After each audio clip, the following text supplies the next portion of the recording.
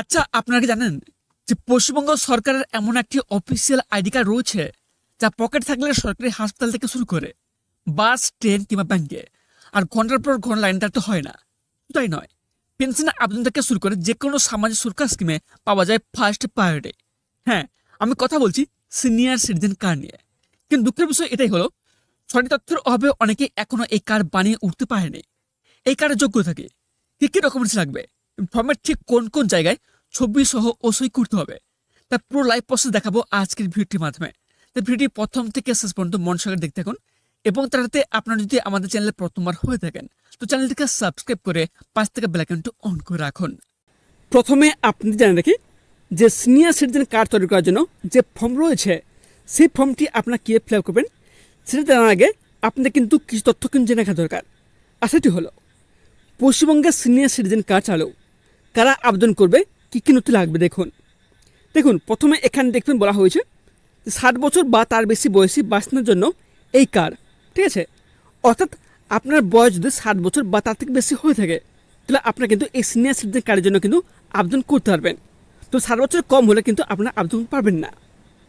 এই কার্ড মূলত একটি বিশেষ পরিচয়পত্র যার মাধ্যমে বয়স্করা বিভিন্ন সরকারি ও বেসরকারি পরিষেবায় অগ্রাধিকার পাবেন।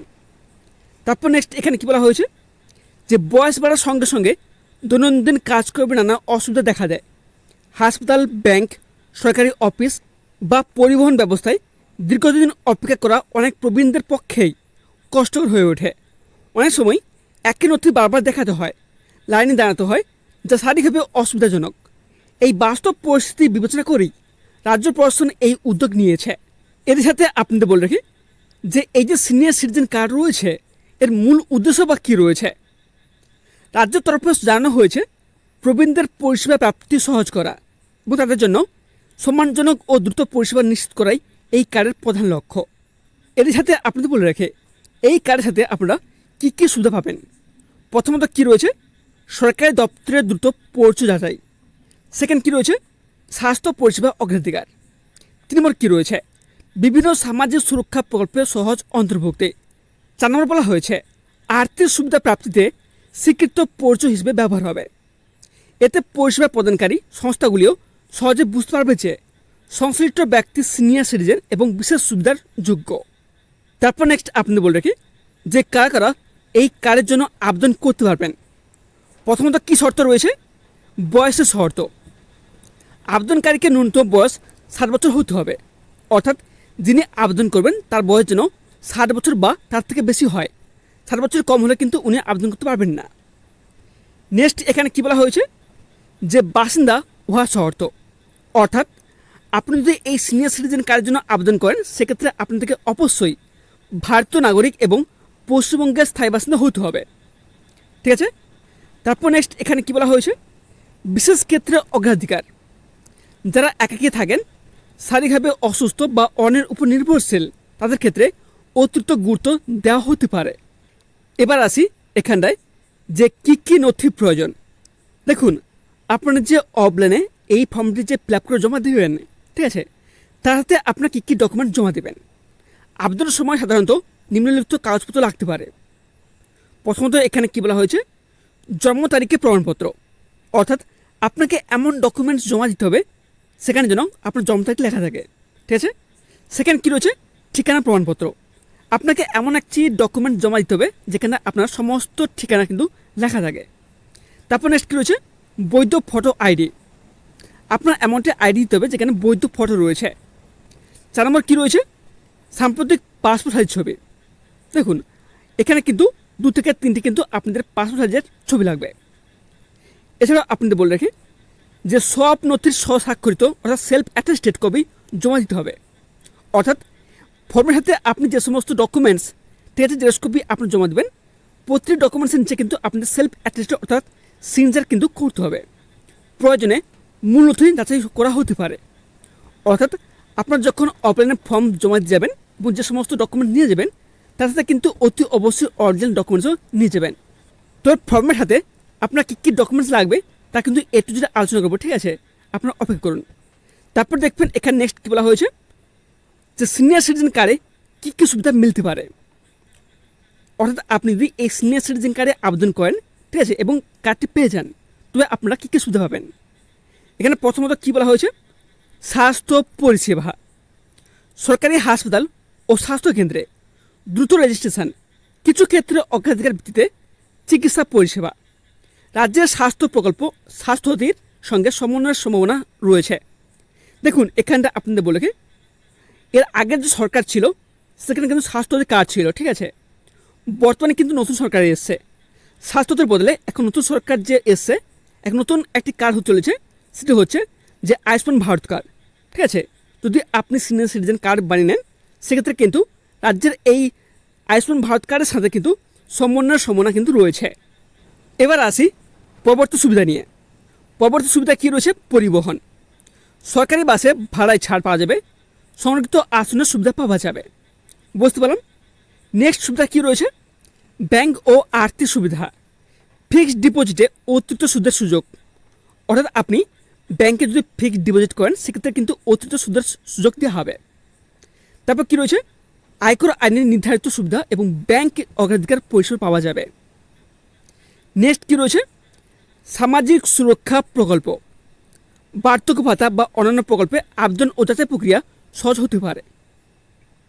তারপর বলে রাখি যে এই সিনিয়র সিটিজেন কার্ডের জন্য কীভাবে আবেদন করবেন। দেখুন বর্তমানে আবেদন প্রক্রিয়া কিন্তু অফলাইন পদ্ধতি চলছে।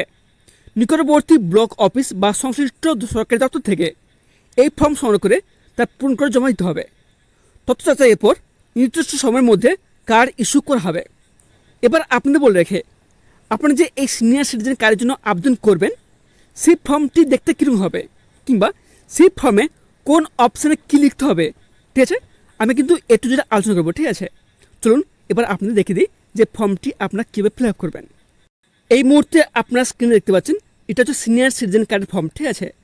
আপনারা যখন আবেদন করতে হবেন ঠিক ফর্মটি এরকম দেখতে হবে। প্রথমে এখানে কী লেখা থাকবে, যে application form senior citizen identity card.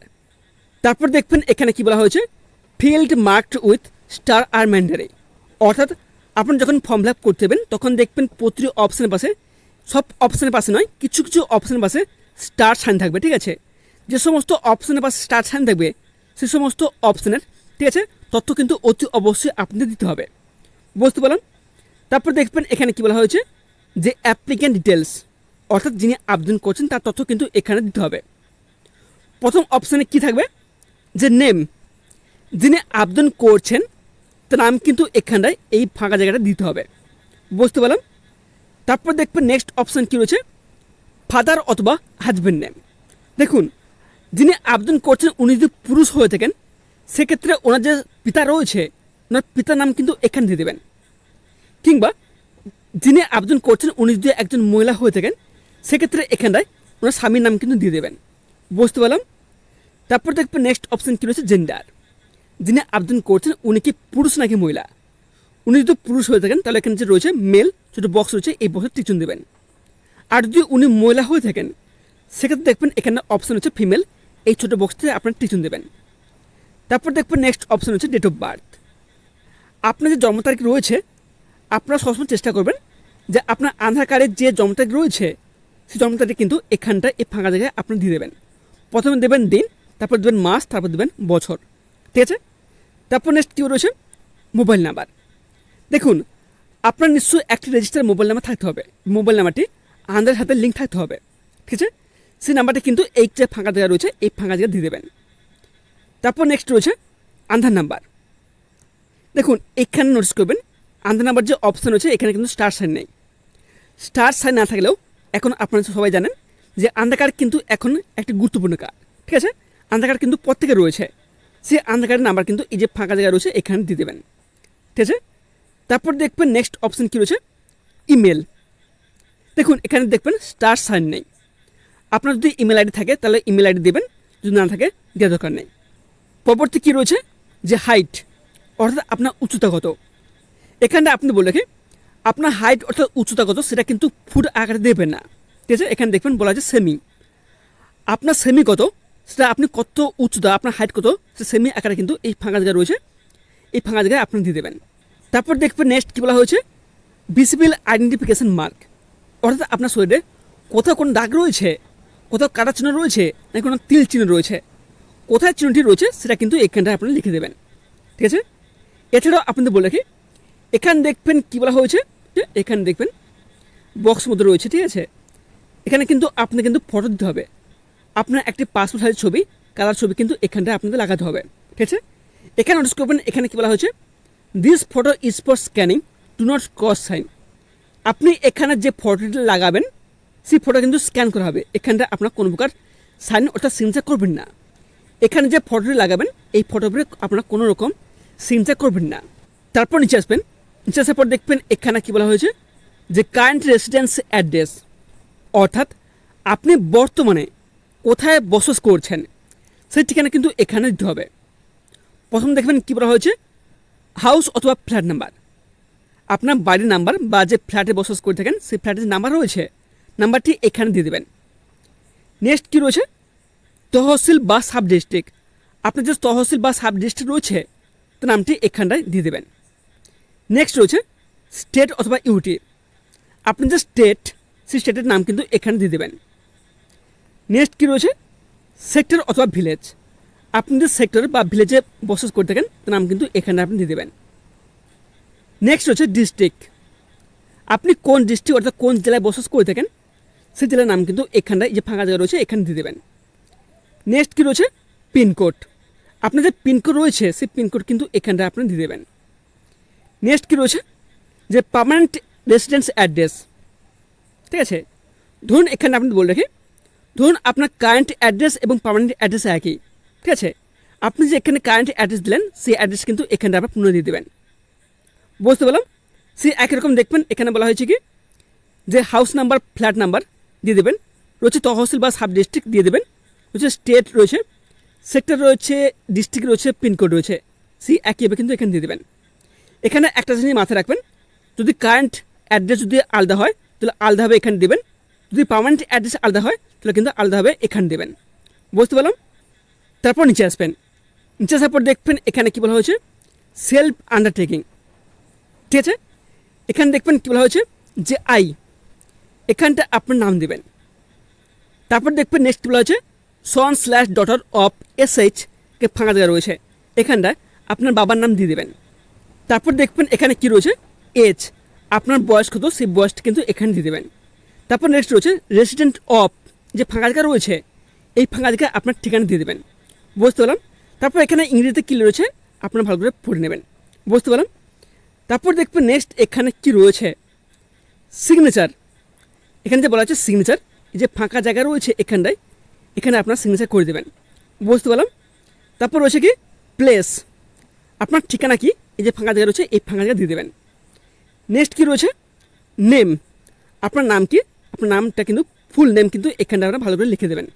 তারপর নেক্সট কী রয়েছে ডেট, দেখুন আপনি এই ফর্মটি ফিল আপ করে যেদিন জমা দেবেন ওই দিনকার ডেট কিন্তু এখানে আপনি দিয়ে দেবেন। বুঝতে পারলাম। তারপর দেখবেন এখানে সাইডে দেখবেন এখানে কী বলা হয়েছে যে photograph of the person applying for the certificate with cross signature. দেখুন এখানে বলে রাখি, এখানে কিন্তু আপনাদের সেকেন্ড একটি পাসপোর্ট সাইজের কালার ফটো কিন্তু এখানে লাগাতে হবে। এবং এখানে কী বলা হয়েছে যে উইথ ক্রস সিগনেচার, এখানে যে আপনি ফটোটা লাগাবেন, ঠিক আছে, সেই ফটোর উপরে কিন্তু আপনাকে ক্রস হবে, আপনাকে সিগনেচার করতে হবে, অর্থাৎ ফটোর উপরে কিন্তু সিগনেচার করতে হবে। এখানে একটা জিনিস মাথায় রাখবেন, এখানে কিন্তু দু জায়গায় ফটো লাগাতে হবে।